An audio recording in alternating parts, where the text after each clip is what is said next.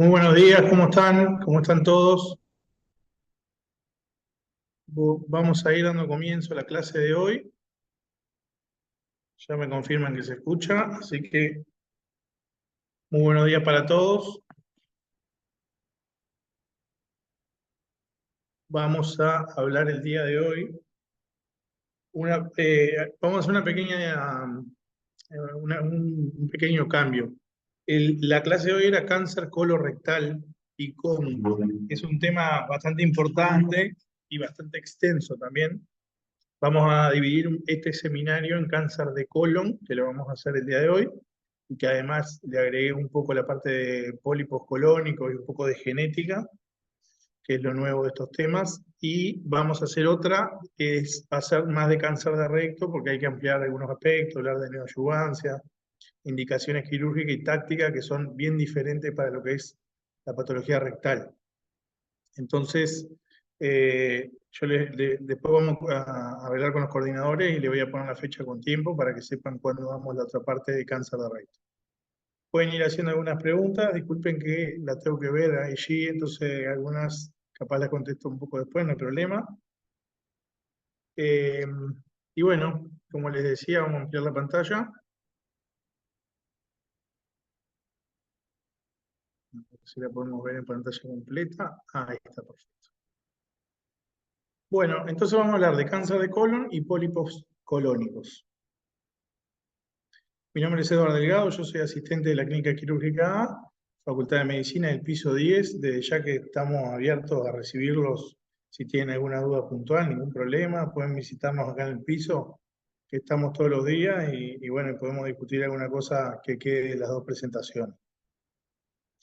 Algunas consideraciones o respecto a la delimitación del tema, vamos a hablar de algunos aspectos de lo que es la epidemiología del cáncer colónico, algo de los pólipos colónicos, la etiopatogenia que ahí va a ser compartida entre el pólipo, cáncer de colon y cáncer de recto, algunos aspectos, alguna referencia a lo que es el análisis molecular, ver aspectos del diagnóstico desde el punto de vista clínico. Vamos a mencionar lo que es la estadificación, el tratamiento y el seguimiento de esta patología. Entonces, para entrar en el tema, tenemos que tener presente que se produce como consecuencia de una compleja interacción de factores hereditarios, ambientales, asociados a la alimentación y al estilo de vida, obviamente, más en nuestro medio.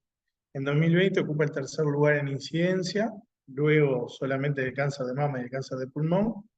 Globalmente estamos hablando del 10% de todos los cánceres, y entre un 80 y 85% hay que tener claro, si bien cada vez más van a leer y hay mucho advenimiento de lo que es la parte hereditaria y genética, tengan presente que el 80% de estos tumores siguen siendo esporádicos y en los mayores de 50 años con factores de riesgo conocidos, sobre todo.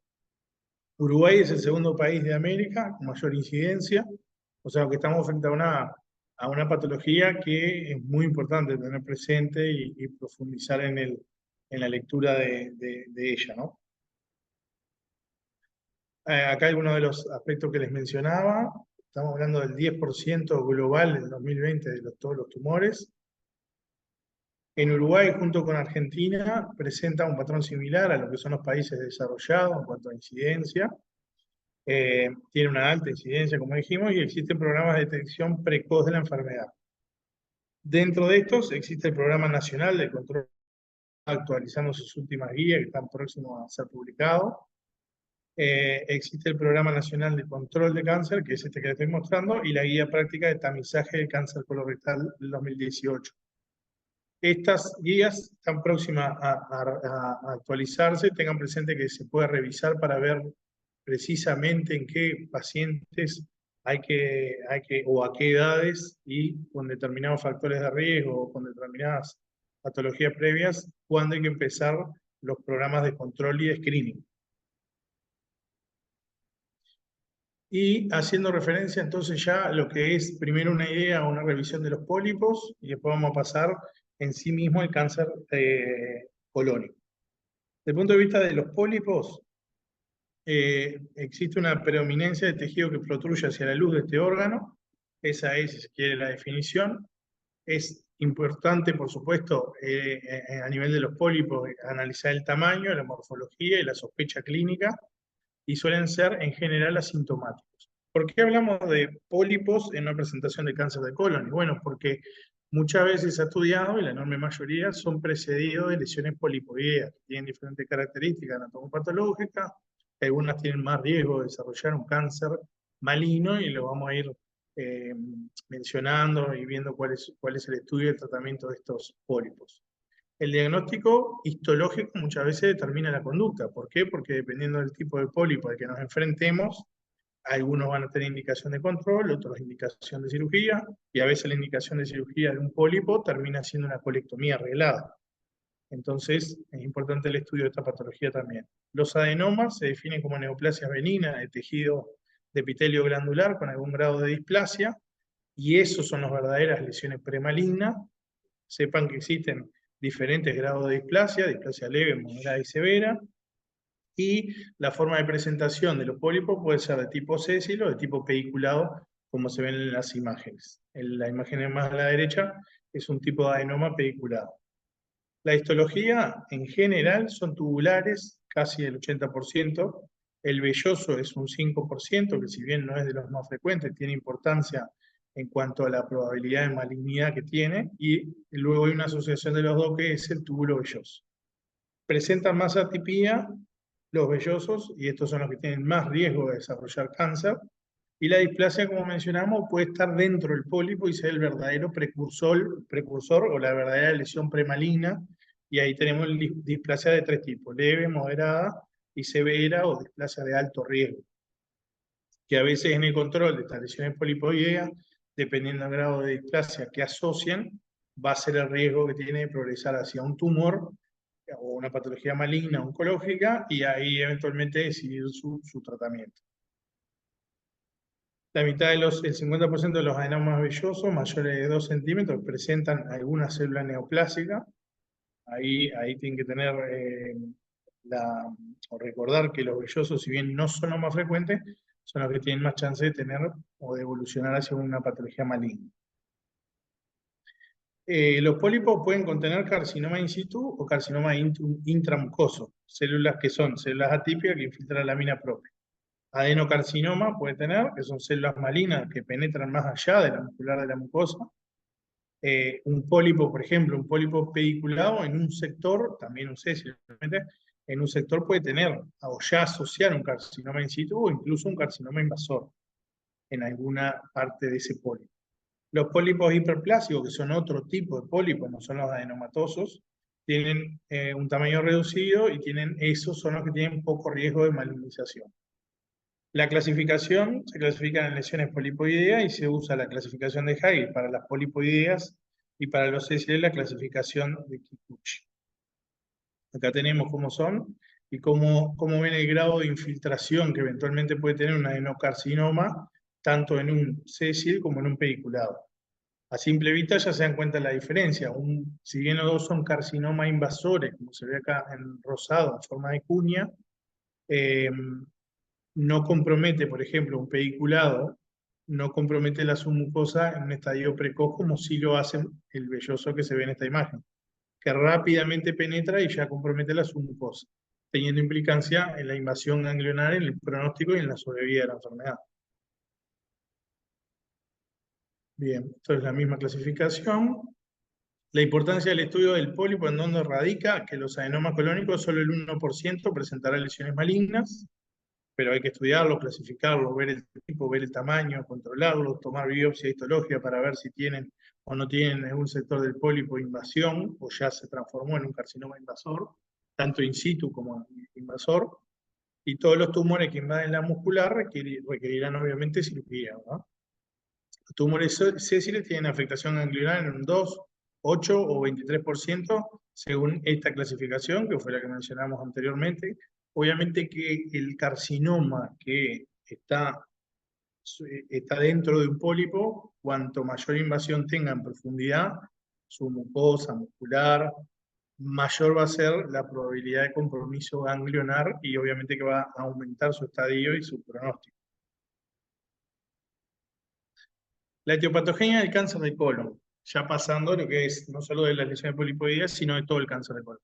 Es una etiología multifactorial con causas genéticas y ambientales que son bien conocidas, que afectan directamente eh, o que tienen implicancia en la probabilidad de desarrollo de cáncer de colon.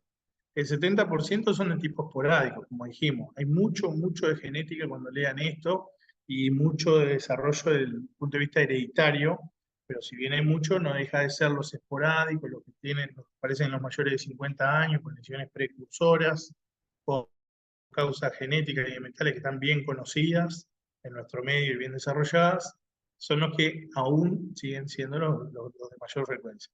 Y el 30% va a tener un componente que es claramente hereditario. Se han determinado 3 vías carcinogénicas, que son las más importantes, con diferencias moleculares, clínicas e histopatológicas, generando diferencias entre los distintos inmunofenotipos dependiendo de qué tumor estemos desarrollando. Como ven, la enorme mayoría, como se ve en la barra gris, son esporádicos, pero después existen los cánceres hereditarios, que ahora vamos a mencionar cuáles son, y los cánceres familiares.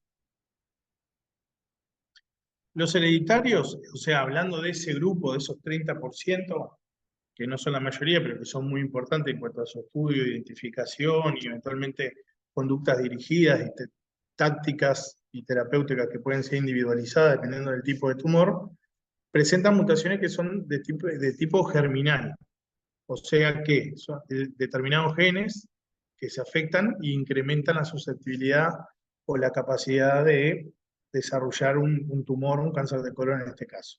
Se transmite con distintos patrones de herencia, algunos son de expresión completa, otros de expresión incompleta, algunos son atenuados, otros son completos, otros son autosómicos dominantes, o sea que todos sus hijos en general van a presentar esta mutación y van a desarrollar la enfermedad, y se conocen al menos 50 genes que están asociados a distintos síndromes hereditarios. La diferencia geográfica hace pensar que los factores ambientales y los estilos de vida son fundamentales en cuanto a la incidencia y hasta en cuanto al pronóstico de algunos de estos tumores. Hay estudios que muestran que pacientes que tienen una incidencia de Occidente, por ejemplo, o de Oriente, cuando son trasladados a otro medio y están sometidos a otros factores ambientales y al estilo de ese nuevo hábitat, desarrollan en un tiempo determinado la misma incidencia y se comportan como la población que vive allí. O sea que sin duda que el factor ambiental, los estilos de vida y los factores de riesgo que nos abocamos en cada una de las culturas y en los diferentes países tienen implicancia directa en la aparición de este tipo de tumores. Y los esporádicos presentan factores ambientales que son bien conocidos, como estábamos mencionando. Factores de riesgo, entonces, le dejo algunos artículos que muestran cuáles son los factores de riesgo más importantes. No me voy a detener, esto está en todos los libros. La edad, que es bien conocida, los mayores de 50 años, hábitos dietéticos, mayor consumo de carne roja, nitrosamina, o sea, la carne asada, las grasas animales, menor consumo de fibra, la obesidad, el consumo de bebidas alcohólicas, el consumo de tabaco y las enfermedades inflamatorias. Las enfermedades inflamatorias son muy importantes, cada vez más frecuentes. La colitis ulcerosa y la enfermedad de Crohn generan inflamación recurrente de la mucosa colónica y es lo que va a predisponer a la aparición de una patología maligna. Aumenta el riesgo 8 años después del diagnóstico. En general se dice que después de los 10 años ya la aparición de la colitis o del Crohn aumenta bastante la incidencia de un cáncer colónico. Los factores protectores son el consumo de ácidos grasos y omega 3, el consumo de aspirina y de vitamina D, que está en estudio un poco. Dejo algunos artículos que apoyan esto. Respecto a la genética, y para ir haciendo algunas definiciones, el cáncer es una enfermedad con presencia de células que adquieren capacidad de multiplicarse de forma independiente, descontroladamente, e invadir órganos vecinos. Estos autores definen una serie de rasgos a nivel molecular, bioquímico y celular que es compartido en la mayoría de los tumores, llevando a una transformación progresiva de células normales a células neoplásicas. Esta secuencia para el cáncer de colon y recto está bastante bien estudiada y la vamos a mencionar en la próxima diapositiva. Para esta adquisición se debe producir desarrollo de inestabilidad genómica, o sea, acompañar, además de los factores de riesgo, alguna inestabilidad en alguno de los genes que van a predisponer a la aparición o a las mutaciones que luego van a determinar el cáncer, la aparición del cáncer colónico. Y el estado inflamatorio de lesiones premalignas también son verdaderos precursores.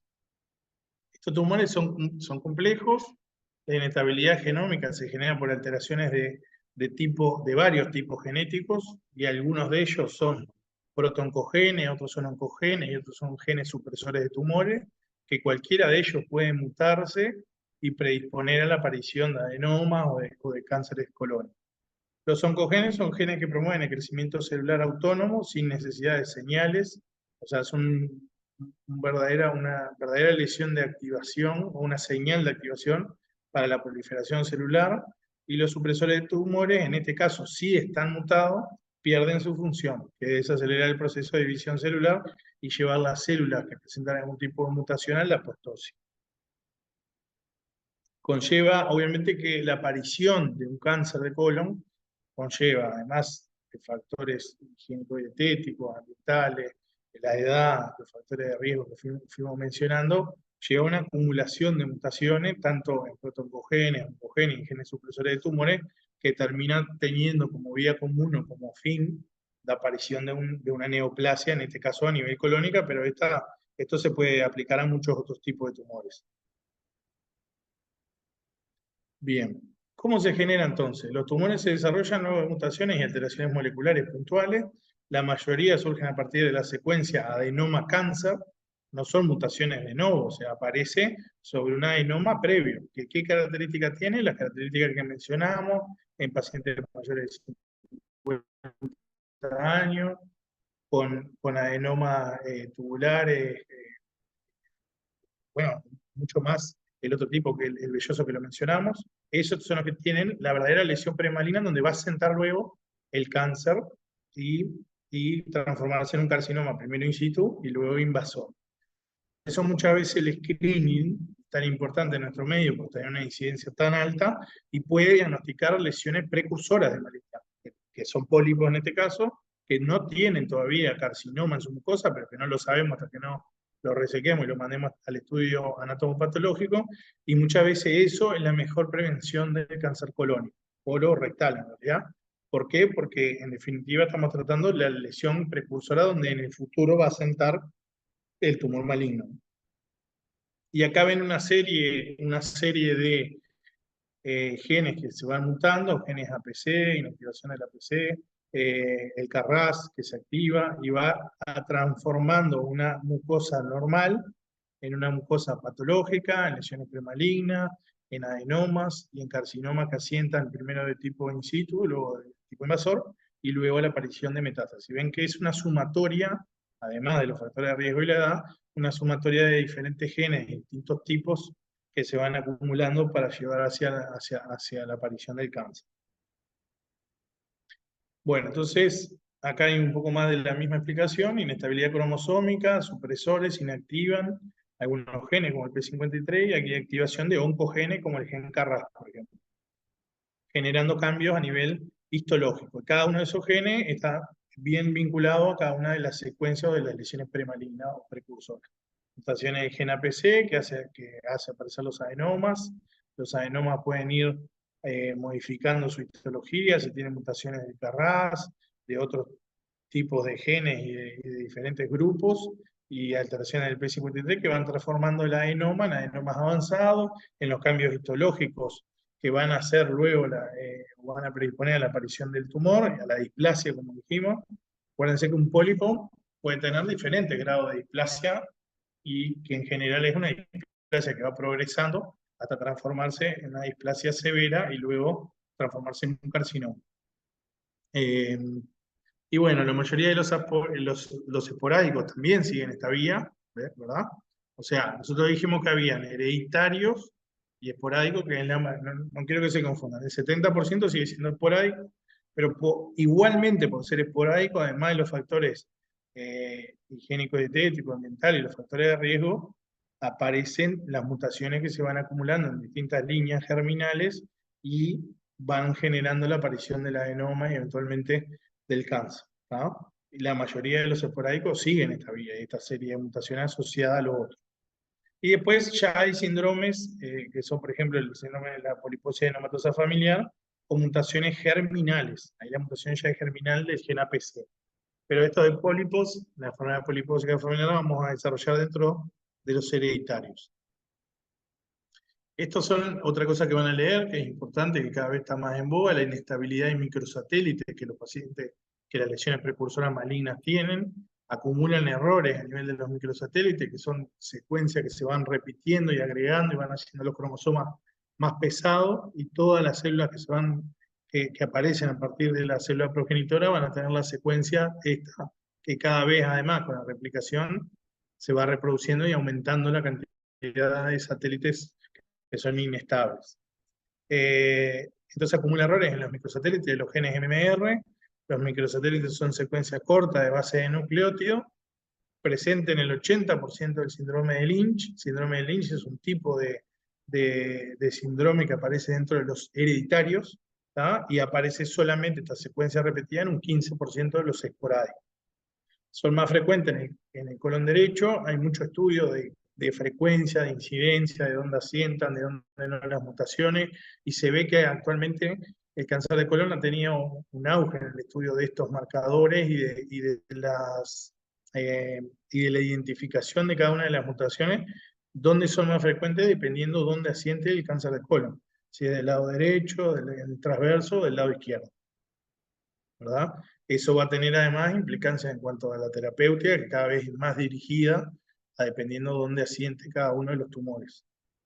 Estos tumores más frecuentes en el colon derecho producen mucina, pueden aparecer células en anillo de sello, tienen bajo grado de diferenciación y resistencia a algunos agentes quimioterápicos.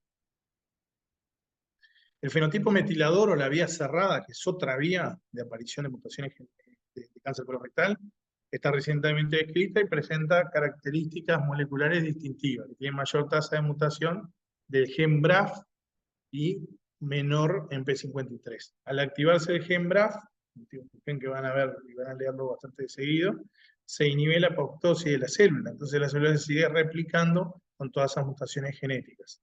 Y la metilación del gen MLH1 genera algunos casos de cáncer colorectal esporádico, pueden aparecer ahí, y suelen ser el 35% de todos los cánceres de colon, los hereditarios, ¿no? Pueden generar inestabilidad de microsatélites por metilación, y acuérdense que los hereditarios tienen más inestabilidad de microsatélites, y la lesión más frecuente son los pólipos cerrados, el que aparece previo al tumor, ¿verdad? Entonces, pasando un poco a lo que son los fundamentos clínicos. Los fundamentos, ¿no?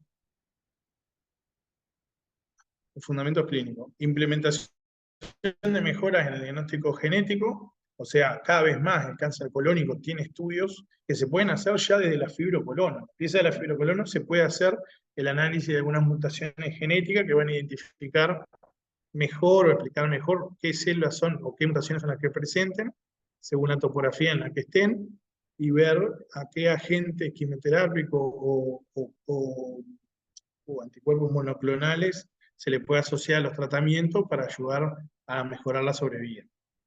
Después, esto tiene obviamente que implicancias terapéuticas y pronósticas. Se realiza la detección temprana de familias de alto riesgo. Si ustedes presentan o ven que cada vez aparecen familias que van teniendo una incidencia mayor, bueno, puede ser que esas familias requieran un determinado estudio a nivel genético de mutaciones puntuales, a ver si no estamos frente a alguno de los tipos de tumores hereditarios que pueden aparecer. Y cada vez más esto va generando un desarrollo de nuevos fármacos antineoplásicos y dirigidos a las mutaciones específicas que presente cada uno de los tumores.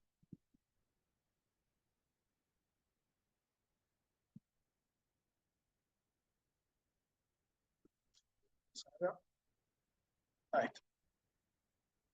Bueno, síndromes hereditarios, más importantes. No quiero seguir andando mucho esto, son el 30% como lo mencionamos. Y dentro de los hereditarios tenemos los familiares, que son la enorme mayoría, el 25%. Y después, dentro de los hereditarios, o sea, tenemos los hereditarios y los familiares, pero todos esos, el 30% de ese, está dentro de los que son los que no son esporádicos, que son la enorme mayoría, que son el 70%. Todos los demás son de tipo hereditario o tienen una implicancia bien vinculada a algún factor genético puntual. Dentro de los hereditarios, que allí lo vemos, que están en diferentes colores, vemos que los hereditarios son mutaciones que tienen que ver con los pólipos o que son no polipoideas, ¿verdad?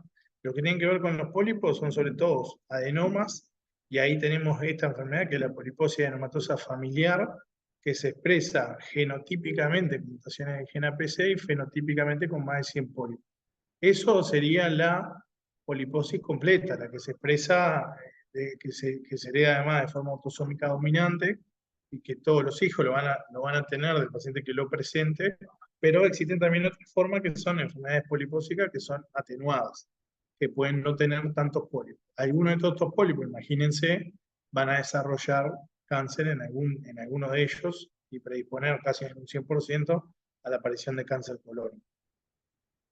Después están los amartomas y la vía cerrada, que no voy a marear con eso, y después está la no polipoidea.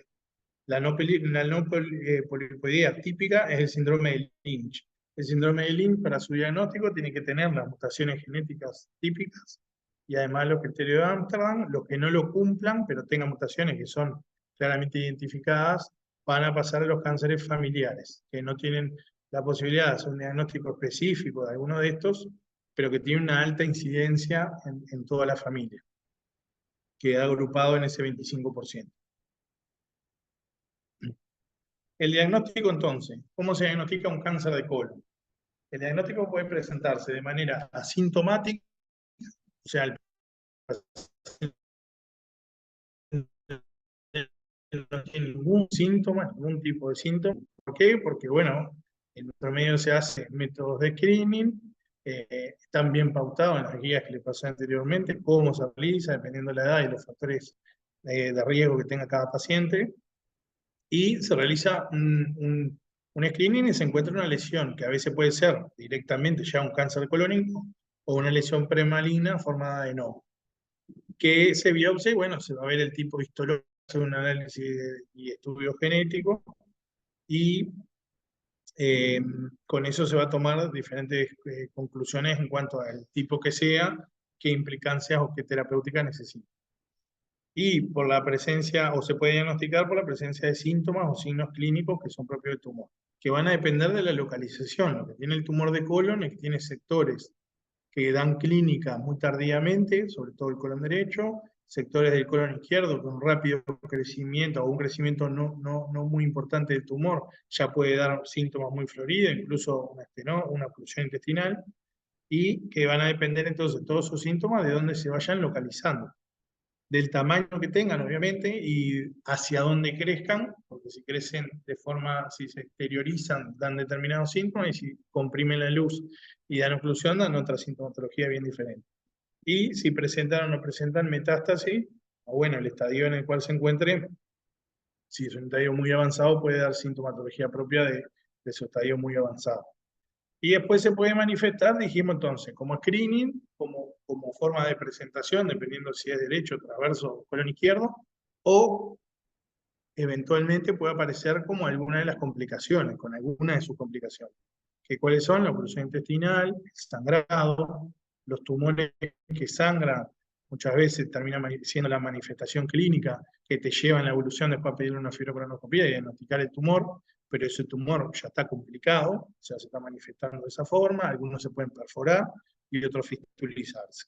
Son las complicaciones más frecuentes que pueden presentar estos tumores. El tamizaje son pruebas no invasivas que se hacen en general con sangre oculta, materia fecal, mediante mediante el análisis directo o el método de Guayaco, y ahí se puede saber si el paciente tiene un FECAT positivo, por ejemplo, cuando tenga indicación, dependiendo de la edad. Si el FECAT da positivo, lo va a llevar a que se haga una fibrocrono, y eso puede terminar siendo el diagnóstico de ese cáncer colónico en ese paciente. Obviamente que si un paciente tiene un episodio rojo, ya nos está dando, y consulta por eso, ya nos está dando la pauta de que no tiene indicación de hacerse un FECA-test, porque ya tiene clínica, o sea, ya tuvo un episodio rojo, a ese paciente directamente va a haber que hacerle una fibrocolonoscopia diagnosticando el tumor. En el colon derecho, en general, se suelen presentar al examen físico como una tumoración palpable en fosa ilíaca derecha o flanco derecho, anemia ferropénica y un síndrome funcional anémico. O sea, anemia y tumoración palpable en el colon derecho. ¿Por qué? Porque son tumores que van creciendo, van generando sangrado, que eso lo termina llevando a la anemia, y puede palparse una tumoración cuando ya el tumor ha crecido un poco en tamaño, ¿no? El colon izquierdo en general se manifiesta más por obstrucciones parciales, síndrome suboclusivo o diarrea intermitente, eh, que da a veces los síndromes suboclusivos si son incompletos, o el síndrome o una oclusión intestinal completa en el caso que comprometa la luz en su totalidad, sobre todo en los tumores de la unión rectosimoidea. La oclusión intestinal, la perforación, la hemorragia digestiva severa y la oxidación son algunas de las complicaciones que no pueden terminar eh, o pueden terminar siendo la forma de presentación diagnóstica de estos tumores.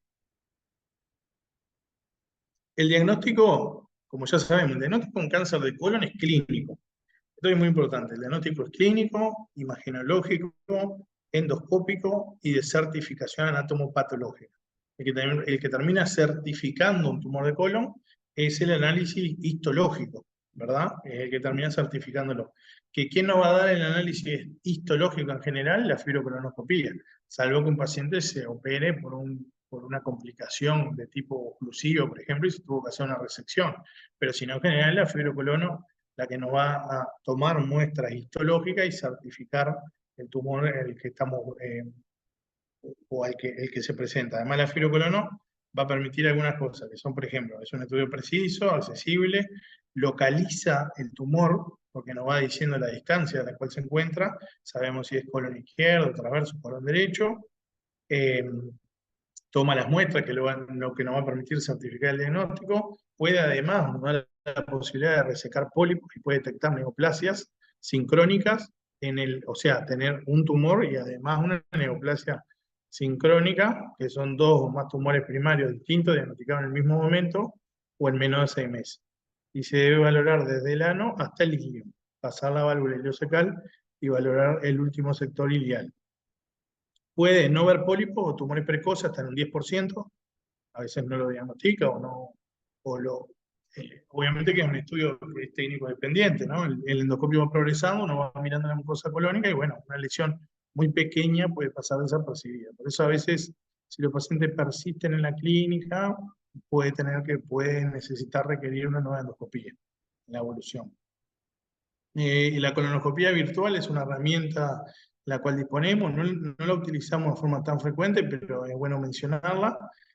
Toma imágenes del colon que son generadas por tomografía y genera así imágenes tridimensionales que simulan una colonoscopia. Obviamente que no tienen el mismo rendimiento, pero algunos pacientes pueden tener indicación y puede ser una herramienta que nos puede ser útil al momento del diagnóstico. ¿Cuáles pueden tener indicación? Y bueno, aquellos que el endoscopio por alguna situación, que el colon esté angulado, que tenga un tumor y nosotros queremos ver el resto del colon, y el endoscopio no pase a nivel proximal, puede tener indicación o ayudarnos con una herramienta más, la colonoscopia virtual. Es poco accesible, requiere de imagenólogos entrenados, tiene una sensibilidad del 90% para adenomas o tumores mayores de 10 milímetros, ¿no? Y una especificidad del 86. Le diría que depende del medio, eso puede eventualmente ser más bajo. El colon por enema es un estudio que ha caído un poco en desuso, pero que es un estudio que da un muy buen rendimiento, nos permite ver imágenes sugestivas de tumores, ¿verdad? Es un examen radiológico con vario y aire, permite dar información anatómica de todo el marco cólico, no solo del tumor, sino todo el marco cólico a nivel proximal. Es un estudio que es complementario, simple, accesible, barato en general. En sintomáticos presenta una sensibilidad alta, cercana al 90%, y obviamente que cae para lesiones pequeñas menores a 1 centímetro. Las imágenes suelen ser variables, porque la imagen depende frente a qué lesión nos enfrentemos. Las lesiones sésiles, recuerdan que estaban las pediculares y las sésiles, presentan imágenes en placa, o sea, porque está muy próximo a la mucosa colónica. La pediculada se presenta como un pedículo intraluminal. El cáncer avanzado, una imagen con pared de declive con defecto de reflexión, que da un aspecto anular o corazón de manzana, como se ve acá señalado con una flecha. Ven que es una imagen que impresiona como faltar una continuidad colónica acá, y se ve un desfiladero en el medio del contraste, porque el tumor creció de un lado y del otro, y no está dejando, no está permitiendo pasar el contraste en el medio. Entonces da esa imagen como de manzana mordida. Diagnóstico de extensión lesional. Yo le dije que el diagnóstico de un tumor era clínico, agenológico, endoscópico, de certificación anatomopatológica.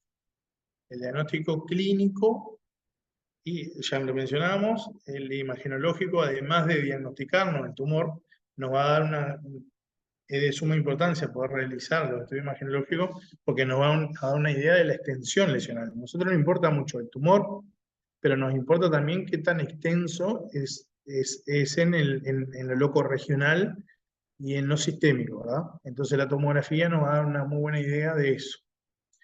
Tiene gran poder estadificador, valora la enfermedad locorregional, lesiones sincrónicas, o sea que además de la que nosotros tenemos o del tumor primario tenga una secundaria, nos puede ver o visualizar las metástasis a distancia y esto puede terminar guiando el tratamiento. Lo que ve en general son engrosamientos de un segmento circunferencial que puede ser diagnosticado cuando son mayores a 6 milímetros, exofíticos, pueden mostrarnos la posibilidad de presentar enopatías regionales, pueden mostrar imágenes de necrosis central del tumor y nos puede ver o visualizar la extensión extracolónica, con alteraciones de la grasa, borramiento de los planos circunscritos, compromiso vascular, que a veces algunos tumores están próximos a vasos importantes, y ahí nos va a ir dando una idea ya de la resecabilidad, de la curabilidad de esos tumores, del tamaño, del T, del N y del M, que después lo vamos a necesitar para la estadificación. Tiene baja sensibilidad en estadios precoces, obviamente. Para el N tiene una sensibilidad y especificidad alta, sobre todo si el tamaño mayor a 1 centímetro. Y puede ver la enopatía o la necrosis central en ella, elementos que son subjetivos de compromiso tumoral a nivel ganglionar. Para el M presenta una sensibilidad mayor, principalmente en lesiones hepáticas, con un 95% de sensibilidad para ver lesiones hepáticas asociadas al tumor que nosotros estamos diagnosticando. Es casi siempre la primera opción estadificadora. ¿Por qué? Porque es un estudio imagenológico cada vez más accesible en nuestro medio, que nos da mucha idea en cuanto a la topografía, a la extensión lesional, a eventualmente si estamos frente a un tumor que es resecable, incurable, nos puede dar algunos elementos que hagan pensar si el tumor va a ser curable o no. Les muestro acá solo un ejemplo. Se va desarrollando la tomografía. Yo la voy a detener.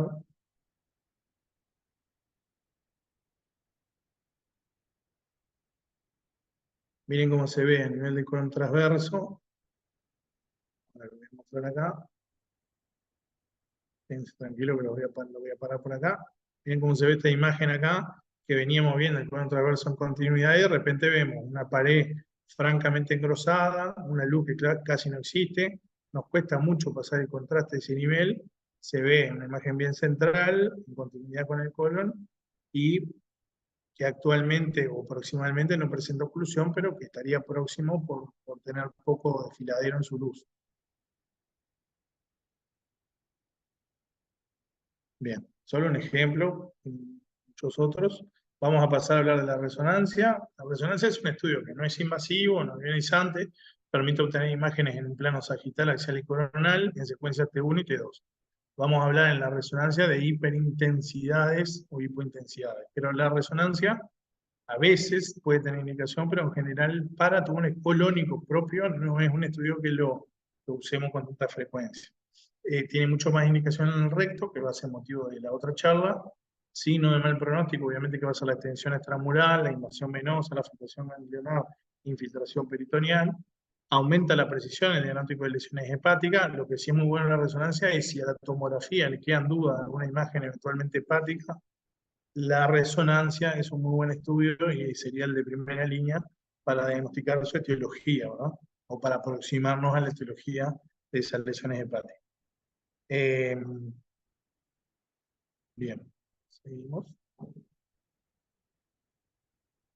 Otro estudio que tenemos que mencionar, pero que tampoco es tan utilizado en nuestro medio, es el PET, que utiliza un trazador unidad de átomo radioactivo, emisores de positrones, para detectar procesos biológicos, químicos y celulares. Se marcan los radiotrazadores y esto es captado por los tejidos que tienen un alto consumo de glucosa, como lo tienen los tumores en general, pero no es del todo específico de tumores en sí mismos. Los tipos histológicos de cáncer colorectal tienen captación ávida por el nucleótido este que mencionamos acá y que les muestro. Tiene indicación en sitio, sobre todo es muy buena para ver o tener una idea de recurrencia de la enfermedad. Cuando ya fue realizado el diagnóstico y el tratamiento eventualmente con la resección, es una muy buena herramienta para valorar la recurrencia de la enfermedad y luego el tratamiento primario, o sea, luego que se realizó la resección del tumor y aparece, por ejemplo, determinada sintomatología o en el contexto del control y del seguimiento, puede tener su valor la solicitud del PET. Tiene alta sensibilidad en lesiones extracolónicas y tiene indicación de aquello posibles resecciones hepáticas. A veces cuando estamos frente a tumores avanzados o metástasis hepática y uno igualmente se va a embarcar en una resección o en un tratamiento de intención pretendidamente curativa, puede tener indicación de PET para ver que no tengamos enfermedad diseminada o en algún otro sector captante que no lo identificamos por la tomografía. También se solicitan, obviamente, que en esta patología los marcadores tumorales, que van a apoyar en el caso de ser positivo, y el marcador tumoral más importante para el cáncer colónico es el CEA, los cuales se deben cuantificar previo al tratamiento. Tenemos que saber de qué valor partimos antes de realizar el tratamiento y sirven en el seguimiento para la detección de recidiva. Muchas veces en el seguimiento lo que primero que aparece sin tener ninguna clínica es un aumento mantenido del CEA.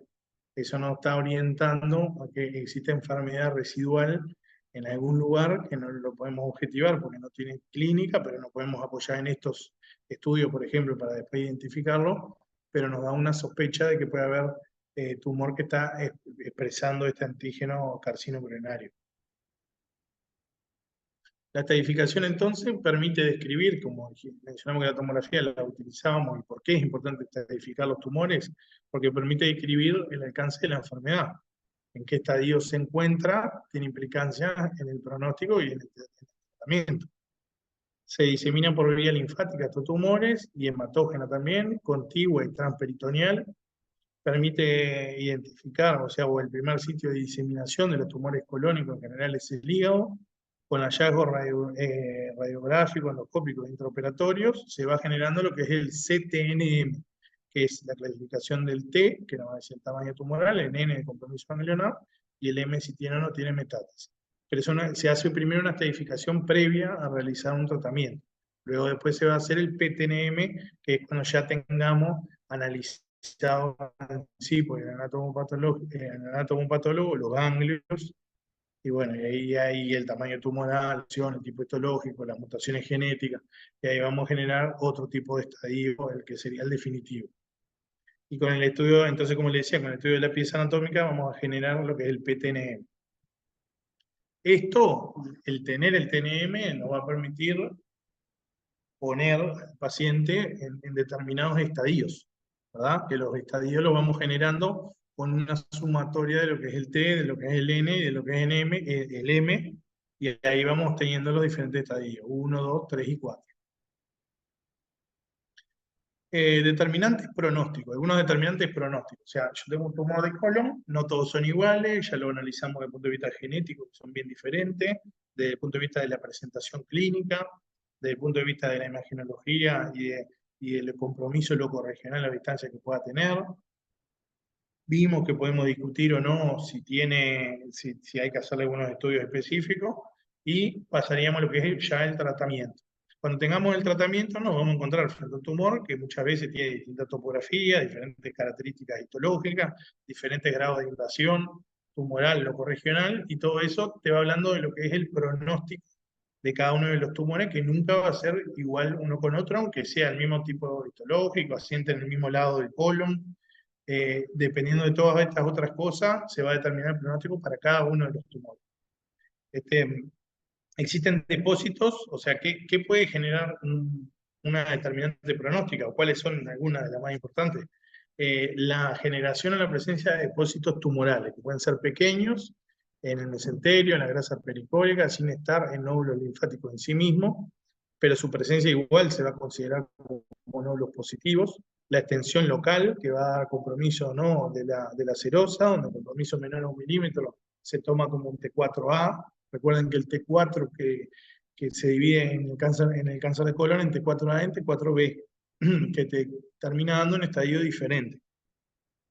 Si tiene o no tumor residual, es fundamental poder hacer una resección R0, que no quede enfermedad tumoral ni microscópica ni macroscópica. Si queda microscópica, estamos hablando de una resección R1, la R va de resección R0 cuando no hay nada, ni macro ni micro, R1 queda micro y R2 queda enfermedad macroscópica. ¿Tá? La presencia o no de adenopatías regionales o adenopatías positivas o compromiso tumoral es un determinante pronóstico muy importante. La presencia de micrometástasis ganglionares, presencia de células tumorales aisladas que se buscan por estudio inmunoquímico, si existe o no existe en la pieza depósitos tumorales que son extraganglionares o extratumorales, también nos va a hablar del pronóstico de la enfermedad. Eh, Invasión linfovascular, son todos elementos que nos va a dar el análisis de la pieza anatomopatológica luego de realizar la cirugía, ¿verdad? La invasión perineural también es un factor importante en el pronóstico, el tipo histológico, el grado de diferenciación y la presencia de mucina, el borde tumoral que esté respetado, que nos pasemos en la resección por un borde tumoral positivo, la ubicación del tumor, no tienen el mismo pronóstico los tumores que son del lado izquierdo y del lado derecho. Del lado izquierdo tienen menor riesgo de muerte, dado que las mutaciones BRAF y RAS en general se dan en el colon derecho, y eso te predispone a una menor sobrevida en realidad. Y si el tumor se presentó de forma complicada o no complicada. Obviamente que si se opera cáncer de colon complicado en la urgencia y se termina haciendo una resección, la probabilidad, o sea, eso transforma el tumor en un tumor mucho más agresivo, con un peor pronóstico y con una mayor probabilidad de no poder realizar una cirugía de tipo pretendidamente curativa, realizando una resección de las vías de diseminación completa, de la diseminación ganglionar, y el riesgo de recidiva es mayor en esos tumores. Por eso a veces tienen un pronóstico peor. Además que muchos de esos tumores que están en oclusión tienen una diseminación de células tumorales del torrente sanguíneo, pueden estar perforados y directamente las células tumorales diseminar la cavidad abdominal. El pronóstico ahí va a empeorar si se opera de urgencia o complicado. Siguen habiendo factores, como mencionamos, la inestabilidad de los microsatélites genera tumores más resistentes. El RAS y el BRAF asocian un peor pronóstico y también tienen resistencia a algunos tratamientos, que son los que van contra el anti-EGFR. Y la clasificación molecular, tan importante es el punto de vista de la genética, que se hace clasificaciones moleculares específicas dependiendo de qué mutaciones presente el determinado tumor. Entonces vamos a tener lo que son los grupos 1, grupo 2, grupo 3 y grupo 4.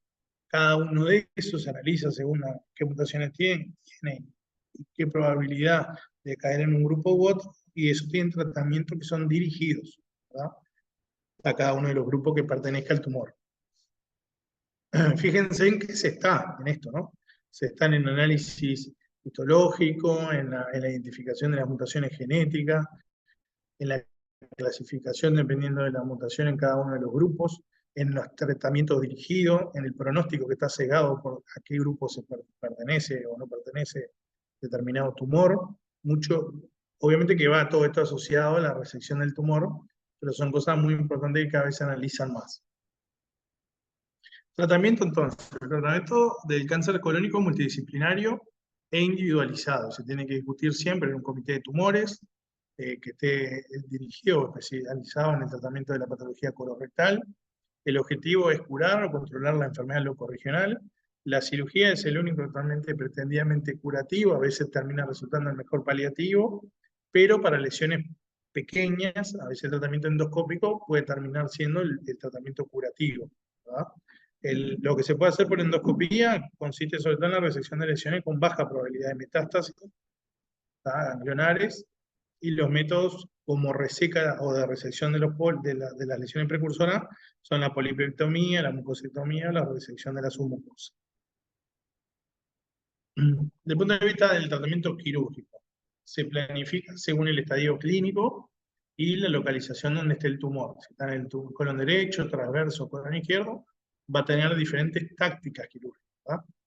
La decisión completa del mesocolo es fundamental, con ligaduras vasculares centrales, y se está en la discusión si las disecciones ganglionares de tipo D3 son las mejores o no. Obviamente que permite una mejor estadificación, va a permitir una resección más extensa de los grupos ganglionares, pero implica sí, o determina una mayor morbilidad en esos tipos de resecciones porque son resecciones oncológicas más amplias. Entonces, analizando esta imagen, yo quiero que se queden con la idea de que nosotros, desde el punto de vista de las directivas, lo que tenemos que hacer es resecar el tumor. ¿Ah? Muchas veces en la patología colónica, la resección del tumor no termina siendo un problema en cuanto a márgenes, porque los márgenes proximales y distales están condicionados por el tipo de, de arteria que vasculariza el sector del colon. Y muchas veces termina siendo una resección más extensa que lo que en realidad necesitaría en sí el tumor. Pasa que no se puede porque hay que respetar los vehículos vasculares que se ligaron, ¿verdad? Entonces hay que resecar el tumor, la vía de diseminación linfática y restituir el tránsito digestivo. Todo eso se tiene que hacer en la misma cirugía, en el mismo acto quirúrgico. Los de izquierda, en general, implican los tumores izquierdos, descender el ángulo izquierdo con ligadura de la cólica superior izquierda, en su origen, si es propio del ángulo, por ejemplo, es una resección en cuña con anastomosis. Primaria, si es de sigmoide, cada vez más se acepta la sigmoidectomía, la resección del sigmoide con el tronco, con la ligadura del tronco de la sigmoidea. No es necesario ligar la mesentérica inferior en el origen, como se hacía anteriormente, eso implicaba una resección del colon izquierdo mucho más amplia.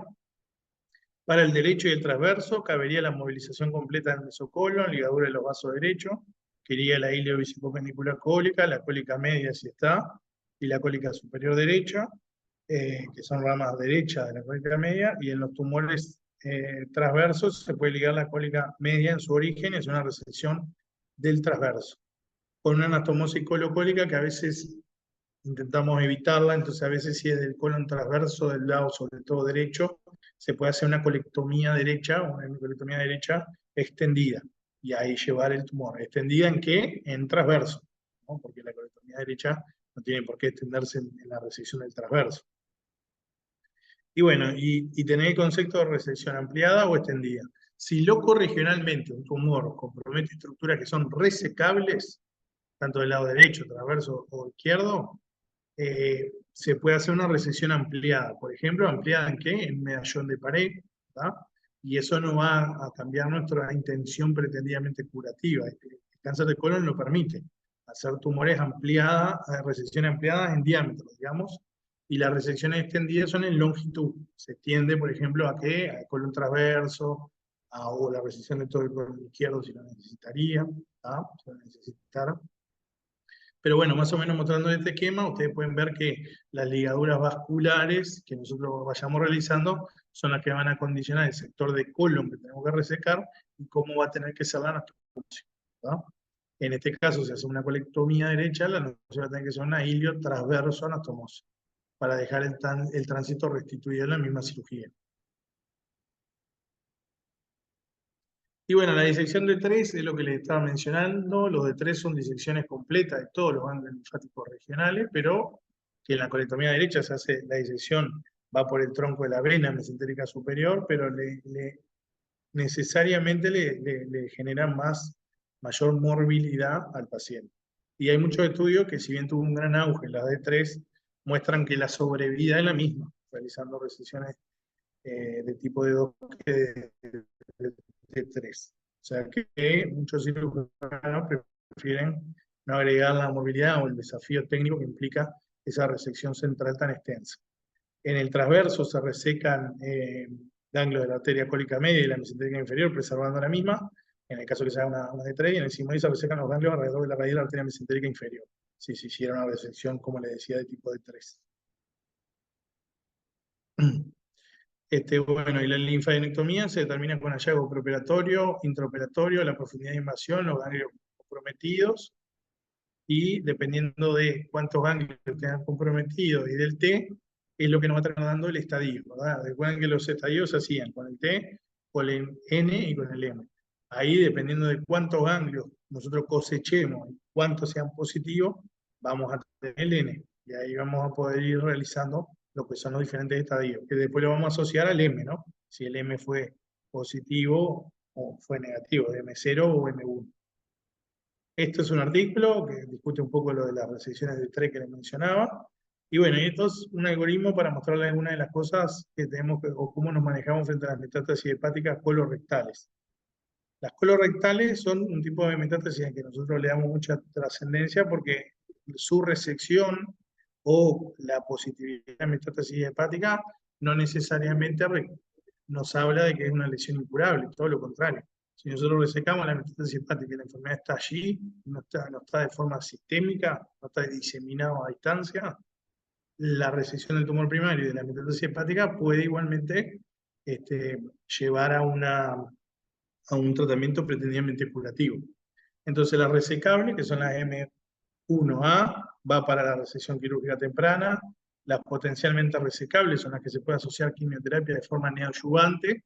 ¿Para qué? Para restadificarlo después y ver si la metástasis hepática respondió. Si respondió, tiene mejor pronóstico. Si tiene mejor pronóstico, en general se achican, y si se achica, es mejor y más fácil la resección. Y luego van a la resección quirúrgica. Y las irresecables van en general al manejo paliativo. También es muy discutido resecar metástasis hepática que no responden a los tratamientos neoadyuvantes o a la quimioterapia, que nos habla de un peor pronóstico. ¿Cuáles son? Después le dejo el cuadro de cuáles son las resecables. Las resecables se entiende cuáles son. Potencialmente resecables y resecables les dejo en las figuras. Esto es cómo es el seguimiento. El seguimiento está bastante bien estandarizado en todas las guías, por eso no quise entrar en cuándo hacer el screening, porque eso lo van a encontrar en todos lados, y cómo hacer el seguimiento también, que depende de cada uno de los diferentes estadios que se fueron, que nos encontramos cuando hicimos el análisis de la tensión lesional y que después terminamos de sellar cuando hacemos el análisis anatomopatológico de la pieza. Bueno, acá le dejo la bibliografía y bueno, no los escucho, pero voy a leer algunas de las preguntas y le contesto.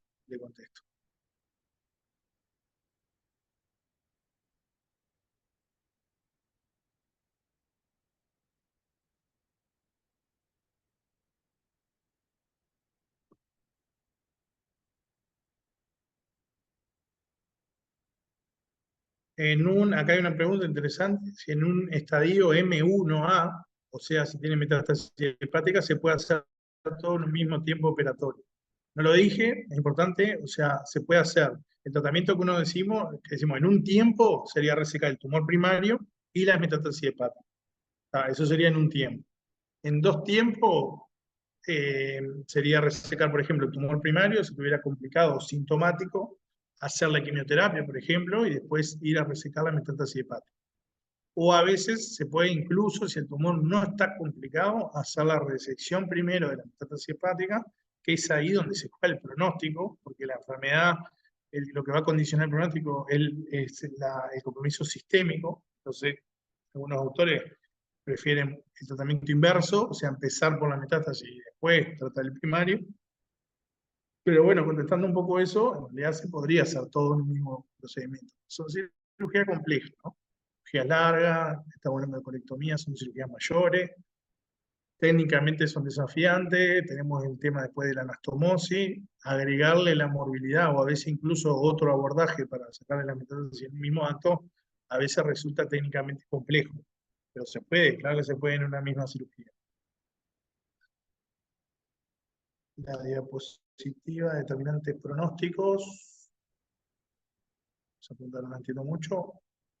Eh, si podría repetir la realización del PET, ¿cuándo realizarlo? Bueno, dijimos que el PET no está justificado en la evaluación inicial, pero frente a un aumento del CEA, por ejemplo, en el seguimiento, ¿no? Un aumento del CEA, y nosotros no tener una objetivación clínica de dónde puede estar, pero si la sospecha porque está aumentando su marcador tumoral, podemos ahí realizar o pedir un PET. ¿Por qué? Porque nos va a ver, el PET nos permite dos cosas, ver, dice, enfermedad más allá del hígado, que a veces si tenemos la sospecha lo podemos pedir, y si ya ahí no sería un M1, ¿no? Sería un M1A, entonces ahí eventualmente se discutiría más si hay que hacer la resección del primario o no.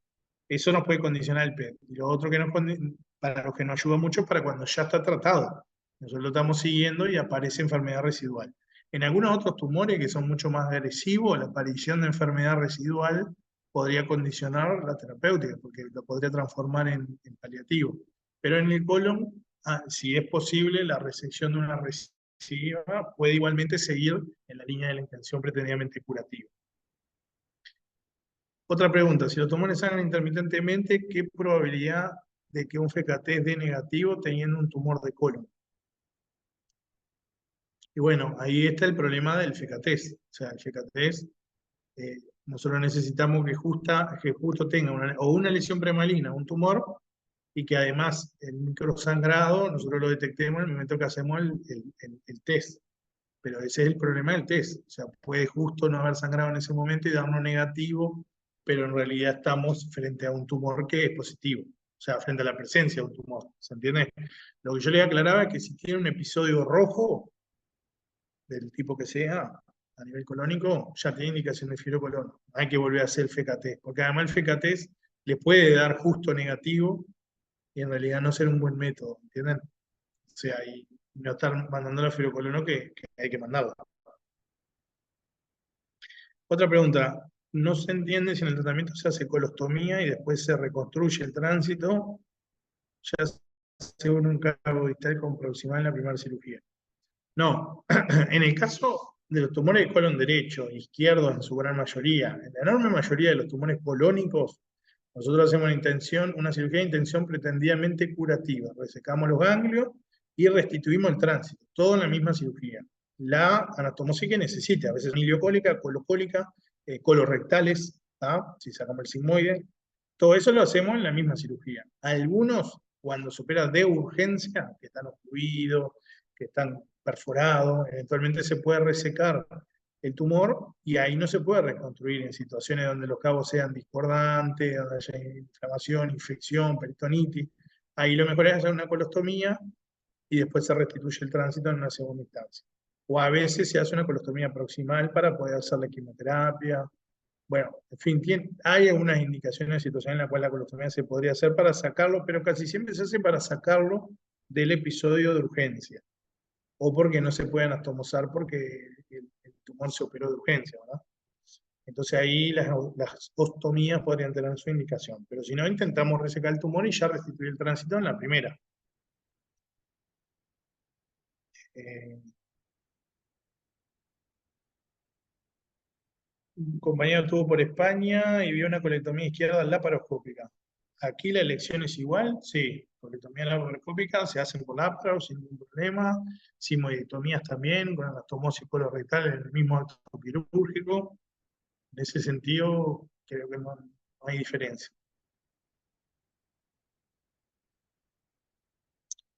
Ah, miren esta pregunta interesante. La diferencia entre cáncer familiar y hereditario es que en el familiar basta con tener un familiar de primer grado con cáncer colorectal, además del caso índice. No basta solo con eso. El cáncer hereditario, o sea, si requiere, pues yo les decía, la poliposis, si tiene mutaciones en la PC y tiene tantos pólipos, estamos frente a una poliposis aneuplosa familiar. Si no, estamos frente a alguna de la vía cerrada, o etcétera. Y si cumple los criterios de Amsterdam, estamos frente a un Lynch, por ejemplo, más las mutaciones genéticas. Los demás, por ejemplo, que se vean dos o más familiares de primer grado afectados, y bueno, y determinadas características que lo hacen muy frecuente en la familia, pero que no cumple determinadas cosas que tienen que ser así establecidas para que te pongan dentro de un síndrome con nombre propio, van a ser cánceres familiares. O sea, ¿qué significa? Que en la familia la incidencia está bastante aumentada, ¿no? Pero a veces no alcanza con solo uno de primer grado. ¿Por qué? Porque no te olvides que la patología oncológica en nuestro medio, junto con la cardiovascular, es la principal causa de muerte. O sea, todos vamos a tener algún familiar de primer grado que va a tener un tumor, pero ese tumor, si asienta en los mayores de 50 años y no tiene mayores consideraciones, en general va a ser esporádico. ¿Por qué? Porque va a caer dentro del 70% de los esporádicos. Entonces, que, por ejemplo, uno de nuestros padres, estoy pensando, tenga un cáncer de colon, probablemente a los 60 años, probablemente estemos frente a un cáncer que es esporádico y no nos va a transferir a nosotros eh, o lo va a transformar en algo familiar. ¿Entienden? Seguramente sea esporádico y la chance para nosotros, si tenemos los mismos factores de riesgo y cuando tengamos esa edad, va a ser la misma y puede estar aumentado respecto a otros que no tengan factores de riesgo, pero para dentro de los esporádicos. No vamos a tener algo genético que nos hayan pasado. ¿Entiendes? explico así, así creo que ahí queda más claro. Acá un compañero iba a hacer las dos formas, resección de colon y de metástasis, y dejar el primario para una segunda intervención. Puede dar tiempo a que el primario crezca también. Sí, sí.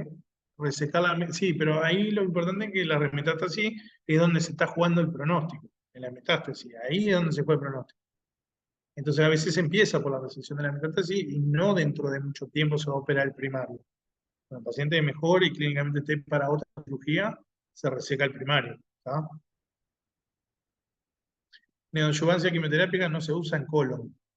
Ah, bueno, no me metí en ese tema. Hay algunos trabajos que están mostrando que pueden tener indicación de algunos tumores que cumplan determinadas características, que genéticamente pertenezcan a grupos que van a responder a la neoadyuvancia, porque algunos no responden. Eh, pero está lejos de ser como el tumor de recto, ¿no? El de colon. Pero van rumbo, yo creo que cada vez más a tener indicaciones de neoadyuvancia.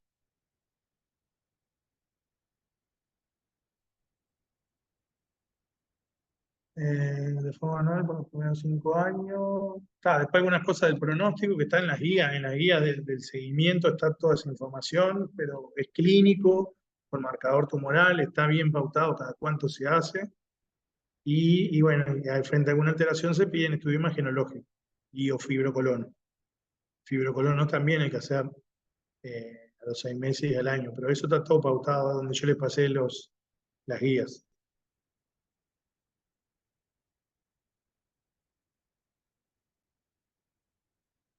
Acá me preguntan si entre FKT y colonoscopía existe algo intermedio para no hacer algo tan invasivo como la fibrocolono.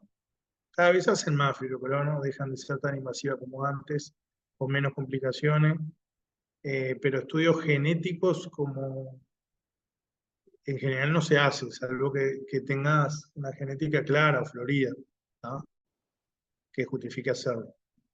PET, acá preguntan si se hace si es una recidiva, puede tener indicación, una recidiva. Frente a dudas con la tomo, bueno, puede haber la tomografía dar alguna duda desde el punto de vista imagenológico que justifique realizar un PET. ¿Cuándo se opera primero, la metástasis y después el primario? No, bueno, eso lo mencionábamos ya en algunas preguntas. Puede haber a veces operarse el primario. La condición de que se opere el hígado primero, o sea, la metástasis, y después el primario, tiene que ser que el primario sea que no esté sintomático. Ahora, si tiene episodios suboclusivos o sangrado, hay que operar. Obviamente que si está perforado, ¿no? Está todo, o ocluido del todo, siempre. Pero hay que operar ahí el primario y después la metástasis, la otra cirugía. Si se puede todo, todo, pero en general se hacen 2 tiempos. Entre familiar y hereditario, ya lo hablamos. Otra pregunta, ¿cuándo podría ser la clase de cáncer de recto? Probablemente sea el martes que viene. Si no se superpone con otra cosa que tengan, yo la preparo ya en esta semana y yo el martes ya estaría como para darla a esta misma hora, pero bueno, lo arreglamos. En caso de FKT positivo y fibrocolono negativa, para malignidad, ¿cada cuánto le haríamos fibrocolono? No, y ahí lo que pasa es que si tenés una fibrocolono negativa totalmente, va a depender de la edad. Si es menor de 50 años, no tiene indicación de hacerle una fibrocolono, así como de control al tanto tiempo. ¿Tá? Bueno, frente a la pared. Si siguen los síntomas, por eso que dijimos de que eventualmente puede ser una lesión muy pequeña que no la vea, bueno, puede tener una indicación a los 6 meses eventualmente. ¿Tá? Habría que ver ahí bien cada caso. Acá me pregunto si puede ser el martes después de las 12. Yo les mando, si quieren, 2 posibilidades y ponen la mayoría de lo que puedan. Y bueno, y vamos terminando por acá. Creo que contestamos la mayoría de las preguntas. Muchas gracias a todos y nos vemos en la próxima clase. Obviamente que en la de recto podemos hacer alguna pregunta que haya quedado de colon. ¿Tá? Bueno, les agradezco, chiquilines, espero les haya sido de utilidad. Estamos a las órdenes en el piso 10 y me imagino que en todos los pisos de cirugía para venir a traer cualquier duda puntual. Les agradezco, hasta luego, muchas gracias.